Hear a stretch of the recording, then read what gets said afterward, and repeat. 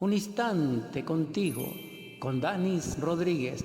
Feliz día a la audiencia en esta mañana. Vamos a compartir en esta hora en curso nuestro programa Construyendo Humanidad, edición número 64. ¿Qué compartiremos de tanto que se ha podido difundir y compartir hasta ahora? Vamos a concentrarnos en nuestra propia interioridad, que es donde puede llegar a realizarse esa tan anhelada transformación, cambio, conversión de nuestra vida mecánica y autómata a lo real. Es decir, ya no vibrar tanto en sintonía con esa mecanicidad, más las consecuencias dolorosas, complejas, etcétera, que determinan la vida en el nivel en que nos encontramos, sino restaurarnos en un nivel superior de ser, dijéramos en la luz, y en esa luz ser partícipe de la iluminación y con ella las consecuencias trascendentales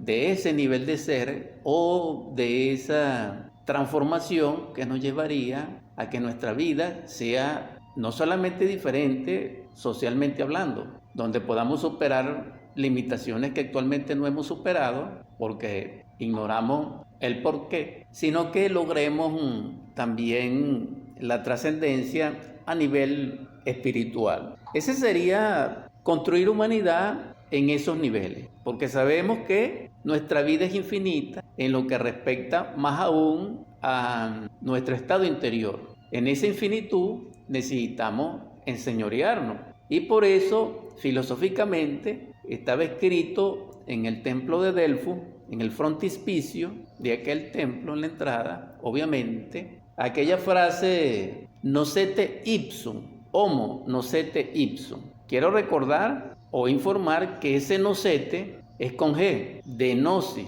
no sin G. Aparentemente esto no es importante, pero sí es desde el punto de vista lingüístico y del contenido etimológico de la palabra. ¿Por qué? Porque nos lleva al autoconocimiento. Ahora, ¿por qué quiero hacer énfasis en esto? Porque resulta ser que de nada vale de que el hombre se enseñoree de la vida material y que pierda su alma. Así está escrito y destacado en varios estudios, en varios libros, varios versículos en el Nuevo Testamento y que son de alguna manera resonantes del Antiguo Testamento paralelamente y nos enseñan sobre nuestra alma. Es decir, lo valioso, el propósito es que nosotros salvemos nuestra propia vida en alma, en espíritu, cristificándonos, es decir, logrando esa liberación de la cual nosotros a veces hemos expuesto y que es en sí el propósito sintético de la vida cuando hemos comprendido ese nivel, porque cada quien lo va a entender en su propio nivel. En todo caso, es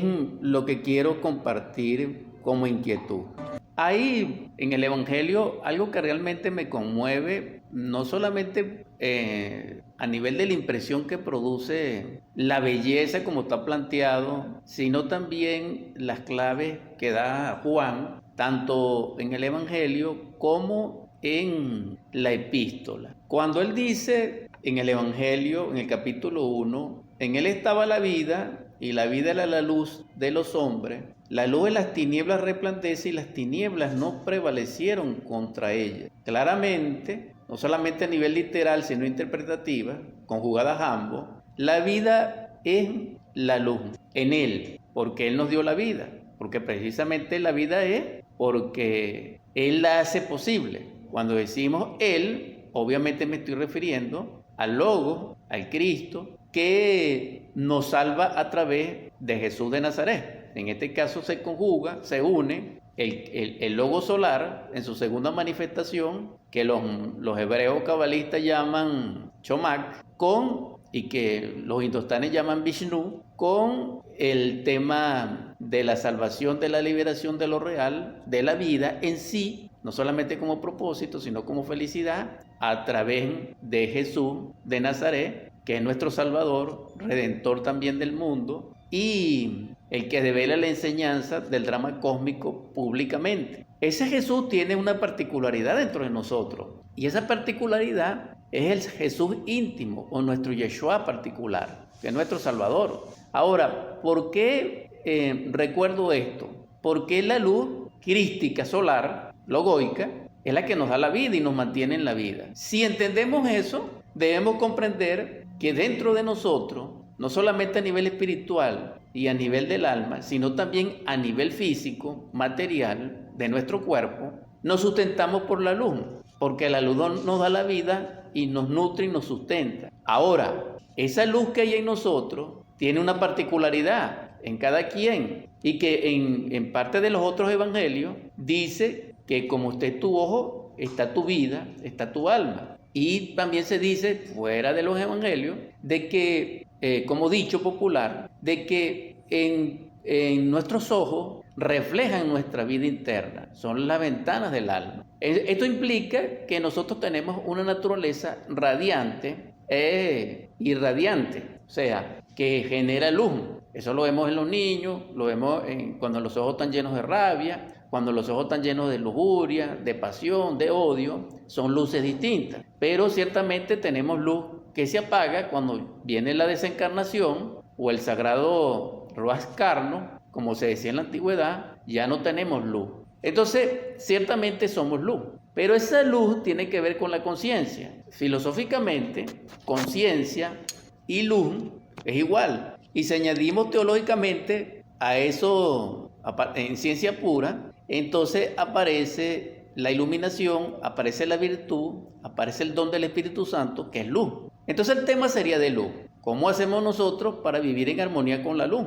Porque si vivimos en armonía con la luz, vivimos iluminados, y en esa iluminación Dios nos asiste, es decir, nuestro Padre Madre como Dios interno nos asiste, que sería la particularidad de Dios creador omnipotente. Entonces, en esa particularización, porque estamos hablando, repito, en el contexto nocete ipsum, conócete a ti mismo, en esa particularización deviene descubrir la luz en nosotros. Pero para que nosotros descubramos la luz en nosotros y la desarrollemos, la cultivemos, entonces necesitamos de la comprensión de las tinieblas que hay en nosotros, que es la contraparte. Porque no podemos comprender la luz, es decir, asimilarla como premio, como don, como enseñanza, como aprendizaje, si nosotros no estudiamos las tinieblas que hay en nosotros, o las sombras, pues. Entonces ya aquí el campo es psicológico, porque no tiene otro concepto. Y cuando es psicológico, entonces necesitamos comprender que no todas las personas, dijéramos así, tienen esa capacidad autodesarrollada. Eso es cierto. Y como existen muchos niveles de ser, también existen muchos rayos. Es decir, explico, hay personas que son totalmente instintivas, que no tienen capacidades psicológicas de autoconocimiento. Son totalmente reactivas, mecánicas, autómatas, indiferentes, apáticos.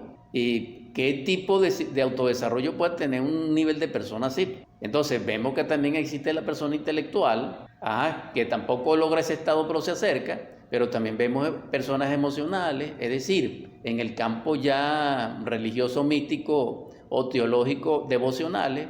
Entonces Dios para cada quien tiene la resolución y llevarlos al camino, que es uno solo. El camino es el Cristo y la cristificación, a través de esa iluminación, de esa luz, pues, de cristalizar esa luz dentro de nosotros. Entonces, en sí el alma es la luz del Espíritu en nosotros cristalizada. Y el Espíritu sería la luz cristalizada del Padre dentro de nosotros. Claro, esto es una interpretación, dijéramos, temeraria, que deduzco de los estudios teológicos y de los estudios que pertenecen a la ciencia antigua de la India, del Tíbet, porque nosotros hablamos de 3 cuerpos, pero ellos hablan de 7. Y no solamente lo hablan, sino que lo explican de tal manera, y es demostrable en el sentido de la vida interna, y allí hay mucho campo de investigación. En todo caso, algunos teófilos lo conocen, y tantas ramas que hay de la sabiduría que los conocen. E incluso sé que países avanzados en cierto nivel han desarrollado instrumentación y experimentos que se acercan a esas realidades, al menos en la 4ª y en la 5ª dimensión de la naturaleza.